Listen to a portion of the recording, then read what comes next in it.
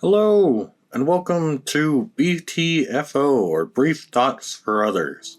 And this week I've been trapped. Just kidding. We're going to talk about Trap.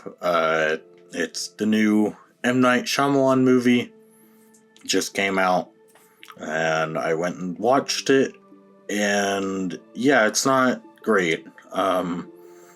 It actually, I think it might be my go-to example or my go-to answer now for when someone asks me what's a film that could use a remake. I think Trap might actually be that, because the premise, so going into this I had only seen the trailer, and I thought the premise was going to be that you have this serial killer attending a concert with his kid, and the feds, they know he's there, and they're gonna end up getting him one way or another, but they don't know who exactly he is. And so I thought the plot was going to be that he learns that and decides, okay, well, I'm just going to try and kill as many people as I possibly can. Which I think that would have been a really fun premise for a movie. It's not that, it's more so he's just trying to get out. We don't actually see him kill anyone during the runtime of the film.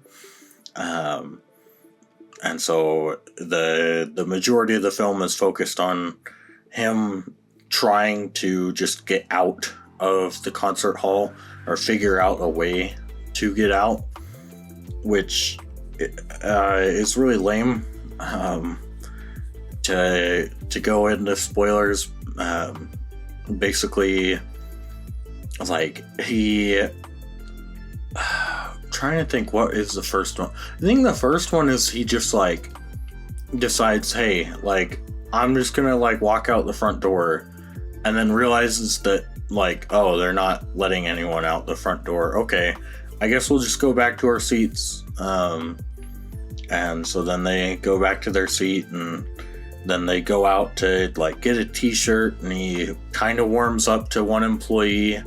And that employee tells him what's going on, and so he happens to get the employee's ID badge off of him, which lets him get into employee-only areas. And so then from there, he gets a cop radio, and he goes to pull the fire alarm, which it's like, yeah, I mean, he might as well have done that before. But then they have some really cringe dialogue where the, like, head FBI lady comes on the radio, and she's like, okay, everyone, prepare for a contingency 4, which is because the killer, like, we know he's gonna try and start a panic, and he's probably gonna use the fire alarm. And like, it's like, that's not, no, you have codes so that you don't say that information over the radio. Like, it's not the purpose of a code.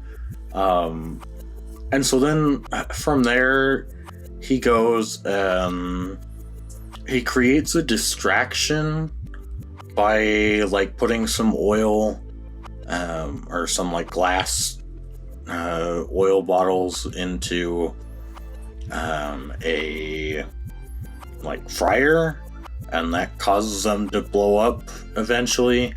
And so he's able to take an apron that, luckily for him, it has a little card from the feds that says that, like, apparently you're on their cleared list. But he goes up to the roof, and then is surprised to have security up there, which it's like, well, hold on, were you planning on jumping off of the roof? Like, you know you can't leave through the roof, right? So, like, I don't know what he was trying to do.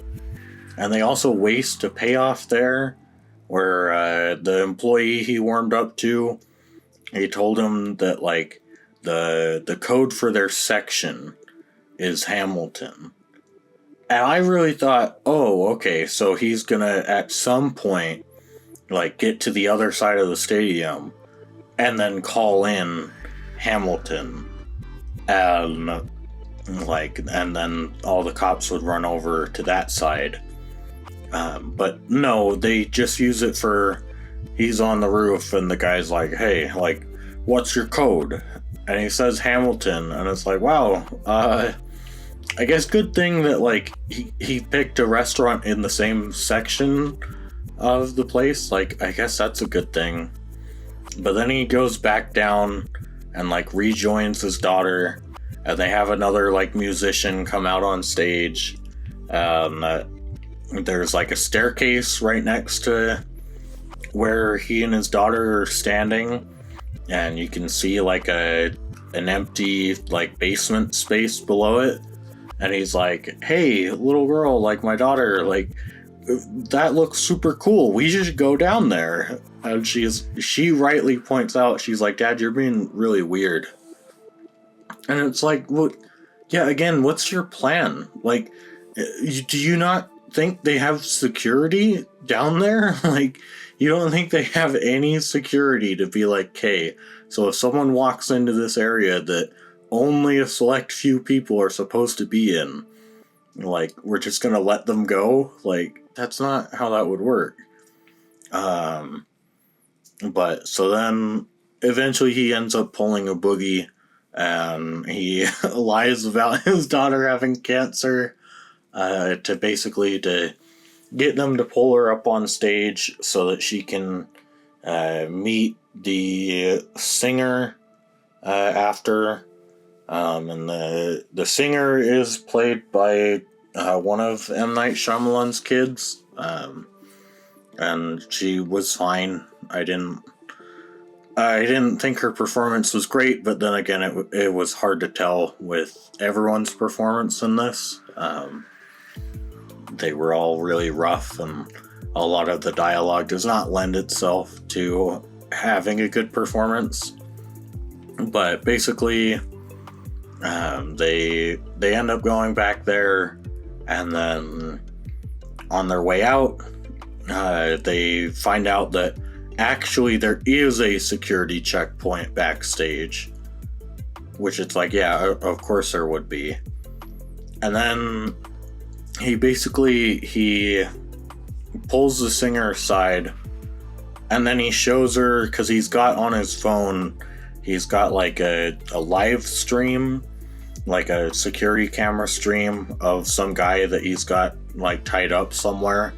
And so he's like, hey, look, like, if something happens to me in the next 5 minutes, like, this guy's gonna die. That like I have to manually keep doing stuff, otherwise he's going to die. So if they if they come and grab me, then this guy's gonna die no matter what. And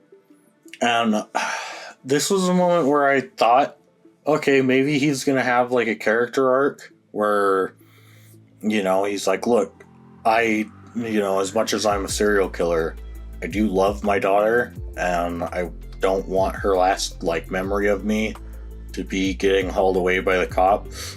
So like, why don't you take her, take her in your limousine, take her home, and then the cops can get me after you guys leave. But no, the film's not over yet, and so he decides, okay, we're all gonna go in your limo, and you're gonna okay us through security, and then you're gonna drop us off at our car. And then she ends up manipulating the situation to like, oh, I can just take you all the way to your house. Which it's like, yeah, I guess that's fair. It's kind of a neat dynamic when they both know that they have some level of control. But then when they get to the house, he makes it clear that like, hey, yeah, so if you try and tell my family that like I'm a serial killer, then like, guess what? That guy is gonna die. And then she decides, oh, okay, well, like, why don't I just keep telling them about, like, all the information they know about the serial killer and see if that lines up with you? Which is really annoying, because it's like, no, that's clearly in breach of, like, what he was talking about. And you could have had it, like, done way better, where she's like, hey, look, like, now that we're, with, like, just your family, I just want to say, like, congratulations on getting over your leukemia.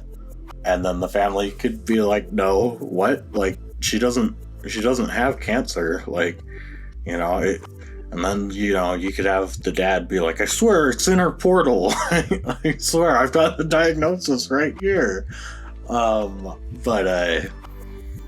Yeah, this film, it doesn't know where to end, because then she ends up getting the guy's phone and she signs into her social media and she's like, oh, hey, all my fans, like, can you try and find this guy? Like, he'd be somewhere in this area. Like, he said he saw this statue and, like, a blue door. They end up finding the guy before the killer, like, gets in there. And then the killer ends up, like, kidnapping the singer to get out of there. And then he leaves and somehow gets out of the limo. No one knows how, through the magic of editing.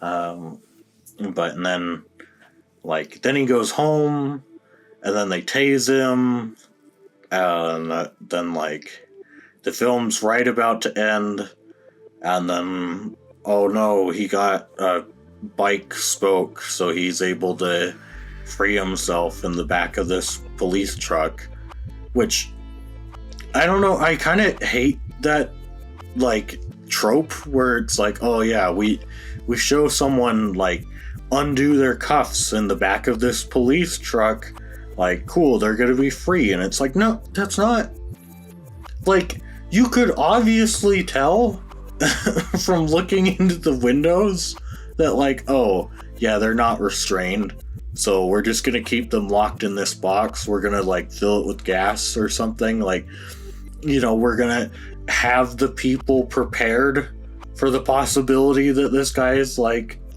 gotten out, like, we're gonna be able to subdue him when we unlock the back of the truck. Like, that's not, you're not free. But yeah, and then I guess there was a post-credit scene where I was just really disappointed at the fact that it's like, even the small things M. Night can't seem to do right anymore. Because there's a mid-credit scene. I don't know if there's a post-credit scene. I didn't stay for that. I decided I had already wasted enough time at the theater. But the employee that the killer, like, warmed up to, he's, like, sitting on the couch while, like, you can hear the news broadcast talk about this killer, like, was at this concert hall earlier today, and then you just sort of see his reaction to that, and it's like, oh, okay, yeah, that's kind of funny, like, I'm glad you showed us that. And then they have the guy get up and start screaming about, like, oh shit, oh, that's the guy that I helped, oh man, like, oh, I didn't mean to help a killer, oh, and it's like, God, that, like, it's not just little, like, 5-year-olds that watch your movies, right? Like, you do know that, like, other people have a brain, that, like, you don't have to spell it out for the retards in the back. Like, I don't know. It's just, it was really annoying as a film to watch. Just so much missed potential. Just so many things wrong with it. It's not like it's the worst movie ever, but it's definitely, it's in that category of, no, that's for sure a bad movie.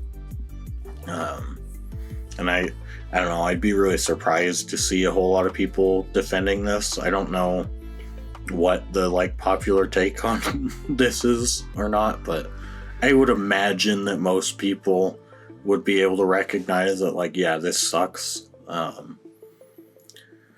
But yeah, I think that's about it for my brief thoughts on M. Night Shyamalan's Trap. I do really hope that somebody remakes it one day, because it could be a really fun premise, but unfortunately he just did not capitalize on it whatsoever. But so yeah, hope you enjoyed